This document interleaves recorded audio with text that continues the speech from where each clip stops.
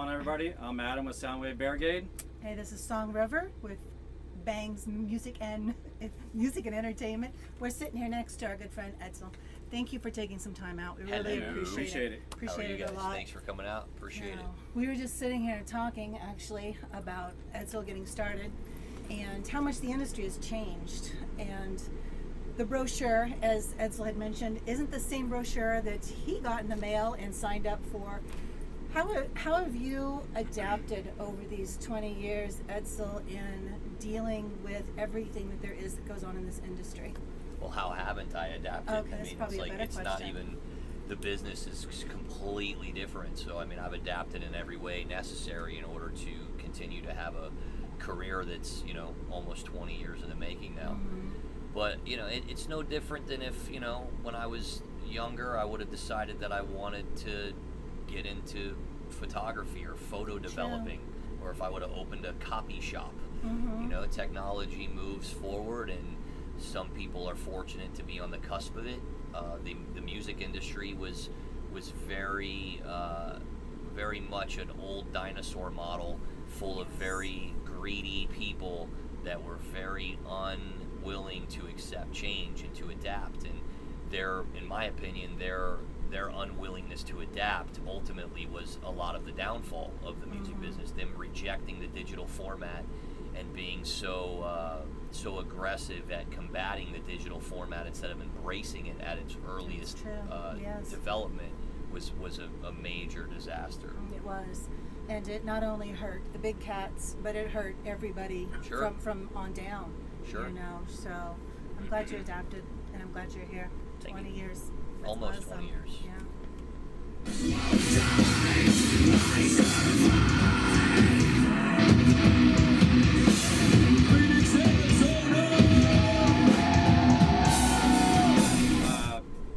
With 2017 approaching, it's your 20-year anniversary. What do you feel has been your biggest accomplishment for the band along the way? Well, I mean, it depends on how you look at it. I mean, you know, when I started my career, I started this band in '97. We got signed to Sony in '98. We put out our first album on Sony Music in '99.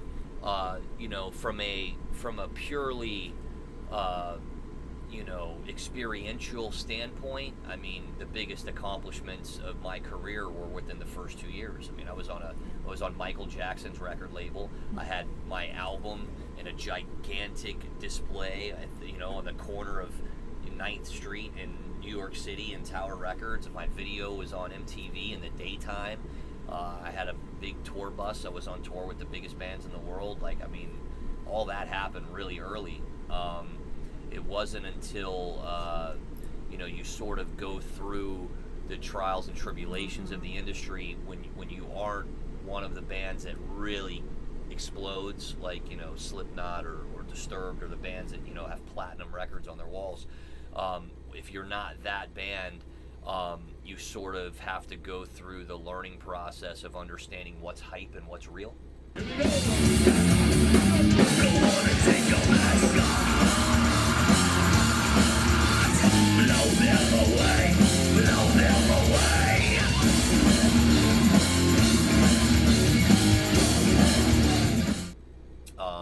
So for us, you know, a lot of that stuff I spoke about earlier, it felt great, and it made you feel like, wow, I'm a really big deal.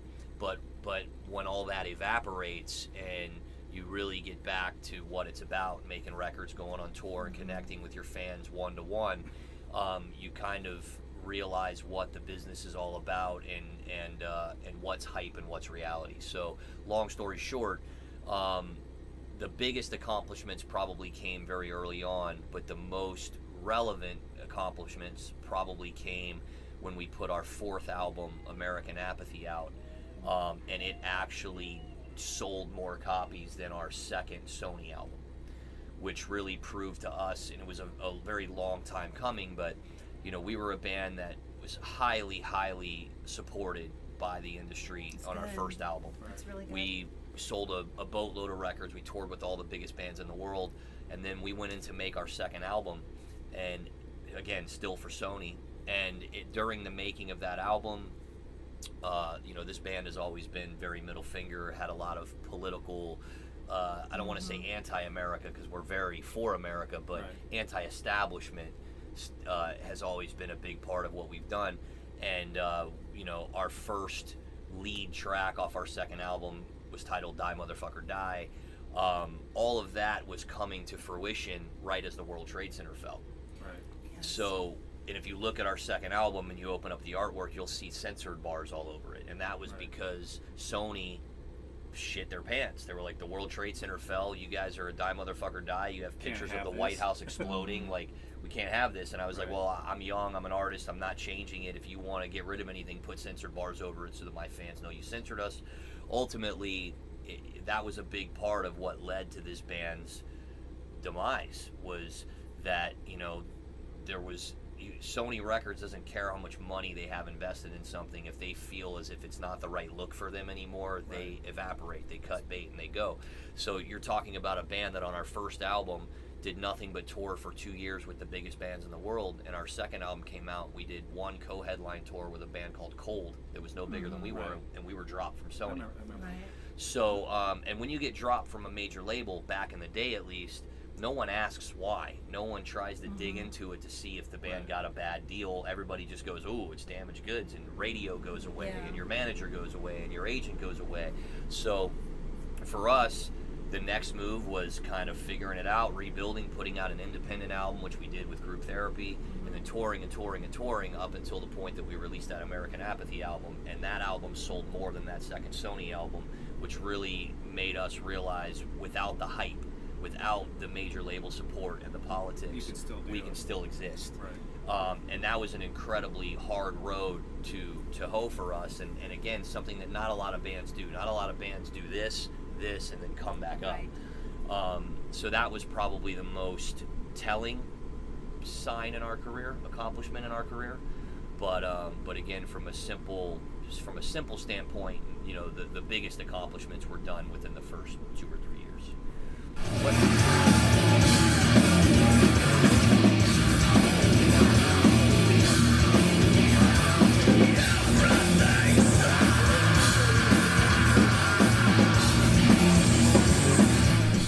Well, longevity is an accomplishment, though. That's true, too. To be here almost 20 years. Sure. And the new album. You know, talk a little bit about, you know, what's transpired and how the album developed. Even in your songwriting, I've noticed that it's almost like a blessing and a curse in songwriters' language, sometimes in the emotions and everything that have to come through. How did you guys put all this together to where you are right now? You know, I think, again, the band has continued to evolve.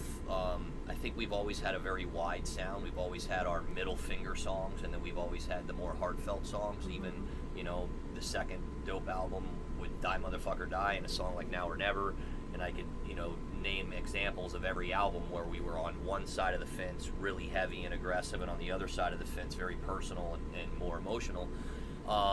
You know, I think our last album, No Regrets, was the best album that we ever made. I feel like it was really captured both the spirit of Dope and the intensity, but it also showed the growth of musicianship and the ability to play and sing and be competitive on those forms. You know, and then we took a little break from touring and releasing music, and that was predicated on me as an individual needing to create some balance in my life. You know, for 12 years I did nothing but tour and make records, and sacrificed, you know, my own happiness and the happiness of people around me for the one greater good, and everything else in my life came second. My relationships came second. My funerals for my grandparents I didn't go to, the births of my nephews I didn't go to, the marriages of family members, I was always too busy. On the road. And You gotta get away. You gotta get away. Look, there's no way. and that's, you know, that's not, I don't know that that's good, to be honest with you. I was gonna say, do you kind of like interrupt a little bit? Do you regret not doing any of that? I mean, I don't regret it because I learned from it, but I wouldn't do it again. Right. You know, and would again, that be advice that you pass on to somebody else? it just depends Find on where you're at balance? with your career. I mean, when you're young and you're building something, I think you have to be relentless. I think you have to put that first and foremost, and you have to never say no, and every opportunity that comes across your plate, you have to take it. But I think I took that a little farther than I needed to. I think that, you know, because I'm more of a destination person than a journey person, I never really, you know, accepted the fact that I had made it, that I had achieved so many things, that I was always chasing the next one. But again, those days are kind of over for me. Once I took a break away from it, and I reconnected with myself and reconnected with the other things in life that are important besides just this band that is incredibly important to me. And when I'm in it, I'm 100% in it. But I needed to find better balance for my life as a grown man. You know, I was a guy in my mid-30s still functioning and operating like a 22-year-old kid. That works great if you're committed to you know, a band and a business. Like, from a business standpoint, it was good. Personally, emotionally, spiritually, it was awful. So I needed to fix that for myself. So that's what I did. And this process of writing this album, that's why it's ultimately going to be a multi-part album, was because it takes a much bigger gap of my life. You know, it was almost a 6-year period where I wrote a tremendous amount of music. And finally, we've put the finishing touches on one piece of work that's called Blood Money Part 1. Comes out Friday, and then there's still a whole slew of additional songs that are, you know, pretty much finished, that we just have to put the finalization on, and that'll end up being Blood Money Part 2. It would have felt weird for me to put them under different titles because they were all created at the same time period. So would you say that 1 and 2 are really going to be kind of your story that you're telling by music from during those 6 years that you were taking? I don't know. I just think they're reflective of where I was at in my life at that time. I think every record that I've made is reflective of where I was at my life at that time. And I tend to, as an artist, I tend to just write and express what it is that I'm going through and what I'm feeling. And sometimes it can be me looking outward at the world and sort of judging and giving my perception of where the world's at. Other times it's me looking internally. And you can look at our previous albums, and I think the first album is an album where I'm more looking outwardly at the world. The second album is more of an internal album. American Apathy is more of an outward album. This album is definitely more of me looking internally and being, you know, being in my own world. I can feel another outward album growing, especially with the politics and everything that we're seeing nowadays. But I don't think that stuff is reflected very much in the Blood Money records.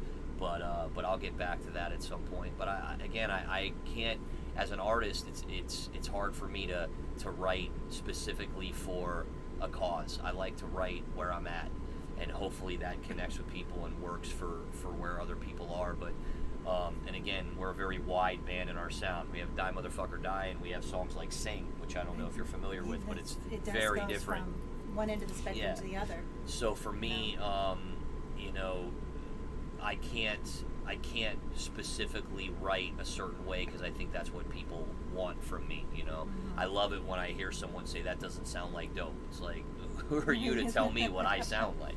You know, I've been doing this for 18 years. I've got 6, 7 albums now, and the band is tattooed on my hand. I think if I sing it and I produce it, I think it's dope. Yeah. If it doesn't work for you, well, the good thing is you got 6 other albums that you can listen to that you can dig into. So. Stop! Wait a minute! Stop! Thinking it won't. Not again. Now stop it. So exaggerated. Stop! You know, I just write truly what it is that I'm experiencing and what I need to get out, and hope that it works for people that listen to it. With everybody. So as a writer, you are really in the now, but as a business person, you are a destiny traveler. Correct. Okay, got it. Yeah, it's one of the reasons that I have, I've always had depression issues because I never stopped to embrace and enjoy what's happening to me at the moment. Right. While other people around me are, I'm focused on the 5 other things I have going on to put the pieces together, and I'm very, I don't know, I'm kind of possessed in that way. I've always handled the business side of the band. I manage the band. I run the band. I design our friggin' t-shirt designs. I run our social media. You're a freaking multi-talented motherfucker. I appreciate that, man. I'm a jack of many, master of nothing. But I do a lot. I wear a lot of hats, and you're dope. I am dope. You're dope, man. Yeah. think that says it all. I'll take it. So.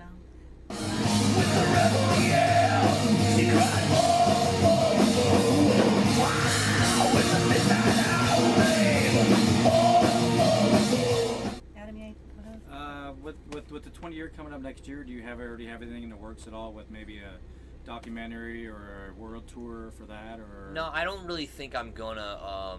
I don't really think that I'm gonna acknowledge the 20 years of the band's start. I think it'll be more likely to celebrate in 2019, the 20-year anniversary of the first album, because that's when the world knew about us. Right. It's kind of, to me, it would be a little trite to celebrate. It's been 20 years since 200 people in New York City knew about us.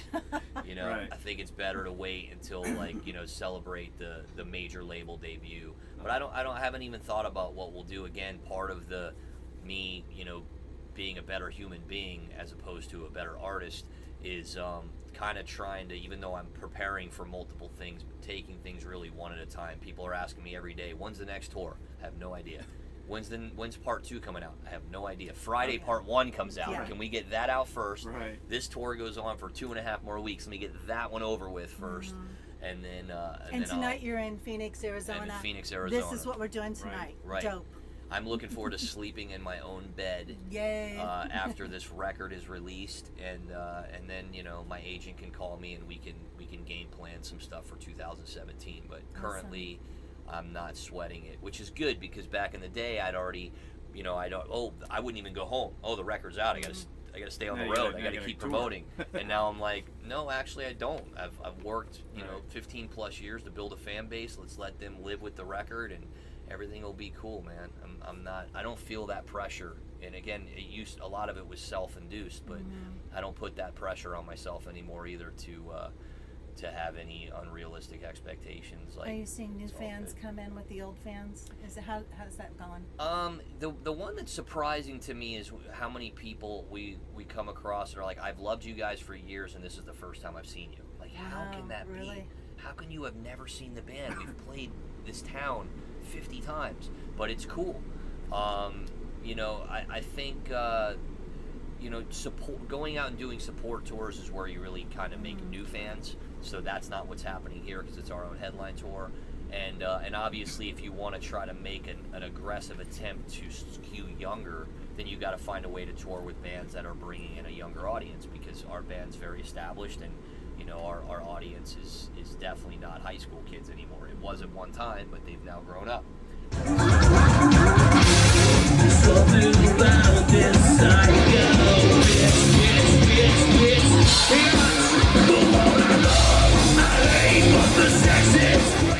So I feel like it's, you know, it's the same old, and I'm grateful for that, because we have the ability to go out and tour and headline our own shows and do pretty good for ourselves, and you know, put out records and just embrace the new model of what the music business is, and do it at a level that is very respectable and functional. So That's awesome. I really can't complain. Well, I'm happy you're here, man. It's Thank been you, like man. 7 years, I think, Appreciate since you've that. been here. And It probably, the last time we were here was probably with Black Label Society. Yeah. Yeah, I think it was. Yeah. I think it was. It's definitely been a while. I know Yeah, that. man. It's probably 6-7 years. Yeah. It's right around No Regrets. So Yep. I'm stoked, you know, to be back, and that there's people that are still excited about it. I feel like this record's been a long time in coming. The social media platform of it seems to be very excited for it. And Friday, everybody will get to start listening to the record. And And it's so good. oh, you've heard it already. Oh, I yeah. can Thank you. tell you with the stream release that we've got from the PR, Yeah. I've loved it. Cool, man. thank It's you, So I man. cannot wait for Appreciate it. everybody Right. else to be able to experience it now. Already purchased my VIP from the website. Oh, with the thank you, sign. man. Freaking awesome. Appreciate that. Yeah, I'm glad you guys dig it. I mean, it's another one of those things that's hard for me, because I know I like it. I know, you know, some people are gonna hate, some people are gonna love it. I just, But I it mean, is what it that's is. what I like. I mean, because like you said, you got so much stuff to where it's, you know, you got hate, it's back and forth. And Sure. in this album, it even shows again. It goes back to, you know, motherfucker this, and it goes down to regular songs, and it's. But I love it, you know, keep doing because what I do. You can have different people that have different opinions of it. which- Well, and I also think that human beings go through a series of emotions, and I think that that's what my records do. Like, honestly, and I'm not talking That's a shit good way to about say it. anybody. Everybody does what they do. But you know, I think a lot of bands keep themselves in a box, and I don't think that's being very artistic. I think when you think that, like, oh, my band doesn't do that, my band doesn't write about love or a heartbreak, like, we don't do that because we write about only this. Well, then, do you feel that? Have you had your band for 10 years? Have you been hurt in 10 years? Yeah. Have you written about it?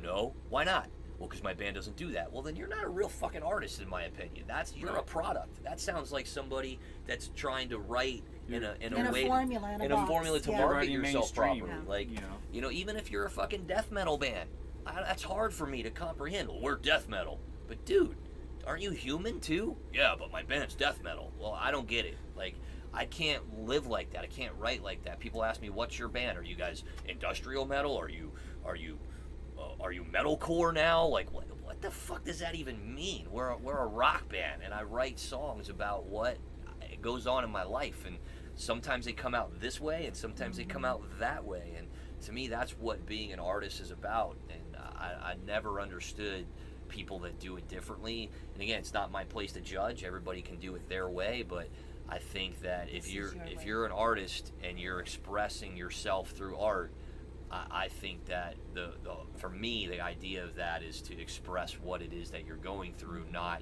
censor your expressions for what you think the band's supposed to sell and what the band's supposed to sound like. That to me is the opposite of it. But hey, man, do you. It's good. It's all good. Awesome, man. Well, thank you for. Do you have any other questions? Sorry. I have a bunch, but I think we probably have a bunch of time. So, Whatever you want, man. you know, I'm good. I mean, I did think to me it kind of seems like. Are you guys ready to get a little fucking crazy? Here we go. Come on. 1, 2, 3, come on.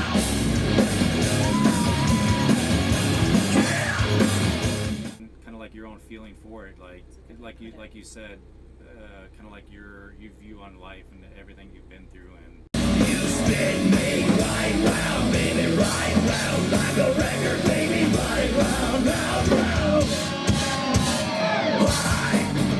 Yeah, that sure. But I think for the most part, other than the title track, Blood Money, I feel like a lot of it's very real time. Like, Blood Money is sort of, you know, it starts with the line of 16 years, meaning like it's sort of trying to wrap the band into a song, and that was the point of that song and the video as well, to make sure it really captured the spirit of Dope and said to everybody that has ever been into the band, watch this video and listen to this song. The band is back, and you know, with teeth. And it definitely has teeth. oh, Yes. it was Yeah. a kick at it. As soon as it was sent out and I saw it, I was like, Thanks, man. motherfuckers, they're back. Yeah. I was like, And you know, and there's definitely a lot of, you know, personal attachment to that song and what it's saying, but I think a lot more of the album is more introspective and more just about life and more about how I, you know, how my life has functioned, which, you know, in real time. So In real time, living today. Yeah. Since you're trying to live at the moment. yeah. What did you do today? Today I had some pizza. I designed a T-shirt for the UK. Ooh. I did some interviews. I did a meet and greet. I handled data entering a shitload of our pre-orders that have to go through a couple different formulas to get to SoundScan so they can be appropriately documented for the first week sales. And I watched about 20 minutes of Beetlejuice. Beetlejuice. And then I listened to some of this nonsense about the political the race. circus. Yes. The circus. And I texted with a pretty girl for a little while There too you while I go. was doing all of that. So see, you got food, you got intelligence, you got some entertainment, and you got some love. You got everything. And some business. And business and music. Yeah. You got everything a man needs, all in one day taken care of. And that's only half the day. I got to play a rock and roll show still. I got Yeah. to take a shower. I got to sleep at some point. I got to eat again. Mexican food. You need to get Mexican food. You're in the Southwest. Yeah, that's probably true. And not Taco Bell on the way out of town. Although No. I am into Taco Bell. We must be Are you honest. as- I do yeah. like me some Taco Bell. Tostadas. I from like Taco the Bell. quesarito Those are good. and the cheesy Fiesta potatoes. Aren't And those killer? Now you're and I'm making me gonna take hungry. it to the next level. Yeah. The only place that you can get Mountain Dew Baja Blast. Oh Is yeah. Taco Is Bell. it Taco Bell? And I Pizza Hut fucking used to love the carry it, Baja but I don't Blast. think they do. Right. It's my favorite Yeah. Mountain Dew drink, and I'm big on the Dew. You're big on the I hear you, Dew. man. Baja Blast. Sponsorship. Dew, There you go, right man. here. Dew and Dope. Doing dope. There you go. Doing dope. I like it. It's catchy. That's your next T-shirt. Right. Dew and Dope. I like it. Well, if you're if you're good, No, I'm good. I'm I good, want to man. thank you so much you for guys. Yeah. taking time for hanging out No with us. worries, and man. Sorry we fitting were a us in little your late schedule. today. Oh, no worries, no worries. Fans first, man. No. It's just a hectic time, man. It's like it's pretty nonstop. I'm actually looking forward to getting on an 18-hour flight to Russia Take a nap. because yeah, Sleep. truthfully, I mean, it won't even be sleep as much as it's just it'll be something different. Like it's very Groundhog's Day right now. It's like I wake up, first thing I do is start phone interviews, then we do sound check, then I do more interviews, then I do the meet and greets, then I have like 2 hours, and in that 2 hours I'm usually here on a laptop working, and then I got a tour manager banging on the door going, dude, you got 45 minutes till you go on. I'm like, fuck. So then I got to get ready, and then I go play, and then I take a shower, and then I do a post-show meet and greet, and then it's like 2 in the morning. I'm like, Jesus, it's like, Fuck, I it's just did fucking this. bananas, man. I'm totally Bill Murray in Groundhog's You are Day. Bill Murray all over again. Yeah, it's pretty nuts. And we've had no days off. This is 40 shows in a row, 7 days a Seriously? week. Wow, I didn't even look at that. That's Well, Wow. we only had a certain number of days that we could do this, and I was like, well, 2 things. Days off mean I hit 1 less market, and 2, they cost the same amount of money as a day on. Yeah. So I just said, fuck it. We just play every single day. So we're almost at 40 in a row, and then we go straight to Russia. So we have the fly date, which you call that a day off, 18 hours on a plane. And That's then your only day off. we arrive in Russia at 8 o'clock at night, and we play the next day. And those are pretty brutal because we have 6 shows in Russia, 1 in the Ukraine, and 1 in the UK, all back to back, and you fly to each one. So you're flying, you're at an airport, you go to a hotel, get a couple hours sleep, fly, play. It's crazy, but it's almost over. I'll be home second week in November, and I'll relax a little bit. You'll be home for Thanksgiving. I don't even know or care what that is. I have no family anywhere near me, so I won't. I'll just that day I won't even realize it's Thanksgiving. Well, until come I on back out to Yeah, I was gonna Arizona, and we'll say. feed you, man. Thank We'll you. take care of you. Mashed But potatoes. I will sit at home and I will figure it out, but I will do nothing. That's what I'm looking I think forward that's to a doing. Thanksgiving right there. Nothing. Yes. And order Taco Bell in on Thanksgiving. I might just drive. It's a half a mile away from my house. There There you go. I wouldn't Get be your mad at Baja that. too. Yeah. Actually, it would be pretty good. Yeah. It's pretty good stuff. So, thank you, Edsel, very, very Thank much. you. Appreciate it. you very much. Thank you much. guys. So this Yep. has been Song River with Bangs Music and Entertainment, and Adam from Soundwave Beargate. Edsel from the band Dope. thank Go you. fuck yourself, San Diego. Die, motherfucker.